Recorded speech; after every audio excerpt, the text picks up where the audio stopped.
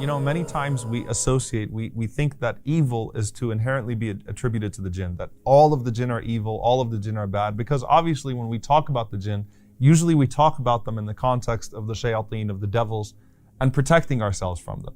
And as we said, the first thing we should do is talk about their rights upon us.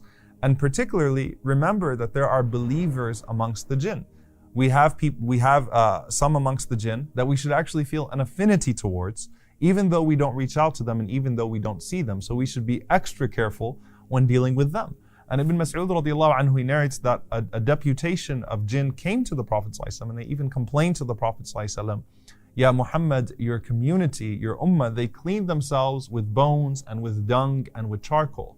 And they said, وَإِنَّ اللَّهَ جَعْلَ لَنَا فِيهَا رِزْقًا, that Allah subhanahu wa ta'ala placed sustenance for us in those things. So this is harming us because we're not able to use those things. Now obviously, cleaning themselves here means after using the restroom. They didn't have toilet paper back then, so they would basically use whatever was dry and whatever was hard to clean themselves. And the Prophet ﷺ, after that incident, after that encounter with the jinn, he forbade the ummah from using those particular three things. In another hadith in Sahih Muslim, the Prophet ﷺ, he actually pointed out to the people the remains of their charcoals, and he warned them to be wasteful or to use them in a way that's inappropriate. And Rasulullah ﷺ, he said that the jinn asked him about what their rizq was, what is halal for them, what's permissible for them to consume, what's permissible provision for them. And the Prophet ﷺ, he said, every bone on which the name of Allah has been mentioned will have something on it for you. So for us, our halal food is that which has been slaughtered in the name of Allah subhanahu wa ta'ala. For them, the bones that have had the name of Allah mentioned upon them. So when you eat and you mention the name of Allah upon your food, you're actually, you might be doing sadaqah without even realizing it, because the jinn would consume it after you. And the Prophet ﷺ said, and the droppings are for your animals. So when he said your animals, he means the animals amongst the jinn. And as we said, it's established that the jinn have animals amongst them. And it's interesting because the Prophet ﷺ, he actually mentioned to the Sahaba that this is for, to leave these things, to not use these things to clean yourselves. He says, فَإِنَّهُ زَادُ إِخْوَانِكُم مِّنَ الْجِنِّ. These are the provisions for your brothers from the jinn. So he's even saying, إِخْوَانِكُم مِّنَ الْجِنِّ. And it's important for us to remember that, again, they are believers, and as they are believers, they are brothers and sisters to us, and we wish well for them. And when we say ibadillah as-salihin, the righteous, when we make dua for them in our prayers, we're including them as well. And even when the Prophet ﷺ, sometimes he made this distinction very clear, even in Ramadan. Recognize that there are jinn that are fasting in Ramadan as well. There are jinn that have their iftar and so on and so forth. And so the Prophet ﷺ said, صُفِّدَتِ الشَّيَاطِينَ وَمَرَدَتُ الْجِنِّ, that when Ramadan comes, the shayateen are chained away and the evil ones amongst the jinn. Okay, the believing jinn are fasting just like us. When Surah Al-Najm was revealed, the very famous incident where everyone made sujood, as Surah Al-Najm was being recited, the Prophet ﷺ mentioned that every human being, pagan or believer, and every jinn, pagan or believer, as they heard Surah Al-Najm recited at that time, they all fell in sujood. The Prophet ﷺ, he also said to us to raise our voices in adhan, because he said every human being and every jinn and every rock and every tree that hears that adhan will testify for you on the Day of Judgment. And some of the ulama, they said even the disbelievers would testify for you on the Day of Judgment, the most wicked of humans and jinn. Why? Because this was a means of conveyance of the message to them. When they heard your adhan, even though they were disbelievers, they would be forced to testify on the Day of Judgment that they heard your adhan. So you have to be conscious of that, subhanAllah, even as you're reading Quran, even as you're reading adhan, you don't know who's hearing you.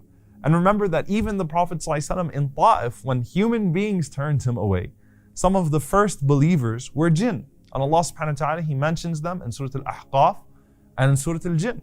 That the Prophet ﷺ thought that he was completely rejected in this incident of Ta'if. And subhanAllah, that's really something powerful, that when you're doing da'wah, even if the human being in front of you rejects it, how do you know that a jinn didn't hear you doing da'wah and accept it? And so Allah says there was a group of jinn that heard you, يَسْتَمِعُونَ الْقُرْآنِ, they were listening to you recite the Qur'an. And this was a Jewish group of jinn from the area of Yemen. They went back to their people and they said, Inna sami'na Qur'anan ajaba. We heard a beautiful recitation, an amazing recitation. And they mentioned that it guides to the truth and that this confirms that which has come to Musa alayhi salam. So this was a believing group of jinn. And again, they believed in the Prophet ﷺ when human beings rejected him in Ta'if. The Prophet ﷺ, he also, he says, لَقَدْ قَرَأْتُ عَلَى الْجِنِّ لَيْلَةَ الْجِنِّ, that I recited Qur'an to the jinn on the night of al-jinn. And the night of al-jinn was the night that the Prophet ﷺ couldn't be found, and some of the Sahaba thought that he was killed. But then they saw the Prophet ﷺ come back, and Rasulullah ﷺ mentioned that he was reciting to the jinn, and he says, فَكَانُوا أَحْسَنَ مَرْدُودًا مِنْكُمْ. They were better in their response than you. And he said, Ya Rasulullah, what are you speaking about? He said, I recited to them Surah Al-Rahman. And when I came to فَبِأَيِّ آلَاءِ رَبِّكُمَا تُكَذِّبَانِ, then which of the favors of your Lord will you, human beings and jinn, deny? They responded and they said, لَا بِشَيْءٍ مِّن نِعَمِكَ رَبَّنَا نُكَذِّبْ, that there is nothing from your favors, O Allah, that we deny. فَلَكَ الْحَمْدِ, and to you belongs all praise. So the Prophet ﷺ said, Surah Al-Rahman, they actually responded more appropriately than you did. And Allah mentions in Surah Al-Rahman, وَلِمَنْ خَافَ مَقَامَ رَبِّهِ جَنَّتَانِ فَبِأَيِّ آلَاءِ رَبِّكُمَا تُكَذِّبَانِ. Whoever fears the standing in front of his Lord on the Day of Judgment will have two gardens. And Allah mentions that for jinn and for man. And so they would enter into Jannah. And Allah subhanahu wa ta'ala, He even mentions mates for them in Surah Al-Rahman as well. So they would enter into Jannah. And when they enter into Jannah, in fact, that Imam Hassan al-Basri rahimahullah said they would enter in a different creation and you would be able to see them. Okay, so you would be able to actually interact with them in Jannah, and they would be in a different creation. They'd enter in a perfect way, just as human beings enter in a perfect way, because it's only a test in this world that you're unable to see them. And lastly, the Prophet ﷺ, he mentions that there's this dispute that takes place as well amongst the believers and the disbelievers amongst them. There's da'wah, there's rejection, there's acceptance. It all exists amongst the jinn as well. Those dynamics are there. And Allah subhanahu wa ta'ala in fact revealed an ayah particularly about a dispute that took place amongst the jinn that we didn't have access to except through this verse of the Quran. Allah subhanahu wa ta'ala, He says regarding a group of jinn that used to be worshipped by their people, but then they became Muslim. Okay, so this was a group of evil jinn. Their people used to worship them, and then they accepted Islam, the ones who were being worshipped. When they accepted Islam, the people refused, their people, the jinn, refused to stop calling upon them and refused to stop doing ibadah to them. So Allah subhanahu wa ta'ala revealed, أُولَٰئِكَ الَّذِينَ يَدْعُونَ يَبْتَغُونَ إِلَىٰ رَبِّهِمُ الْوَسِيلَةَ أَيُّهُمْ أَقْرَبُ, that those to whom they call upon, those who are being called upon, themselves seek the means or access to their Lord as to who amongst them will be nearest to Allah subhanahu wa ta'ala. So subhanAllah, there's da'wah, there's rejection, there's acceptance, and you never know who's listening to you and you never know who's hearing you out as you do da'wah, and you never know who amongst your brothers and your sisters from the jinn you are benefiting with your good actions, and you never know, they might testify for you on the Day of Judgment and you might just meet them in Jannah.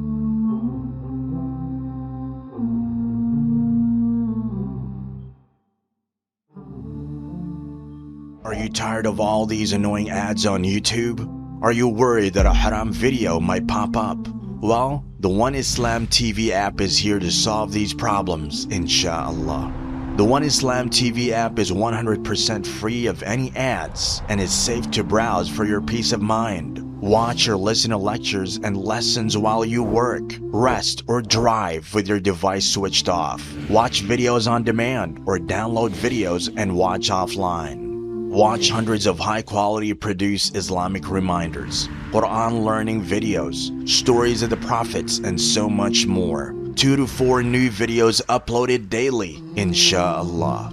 One Islam TV is 100% run and owned by Muslims, which means a small amount you pay for your subscription is a SADAQAH JARIYAH, continuous charity for you, as we use the funds raised to continue producing more beneficial videos and reminders, inshallah. The One Islam TV app is now available on Apple devices, Apple TV, Android devices, Android TV, Amazon Fire TV, and Roku, so you can watch on most devices and smart TVs. Download now for a free 7-day trial. May Allah reward you for supporting our work.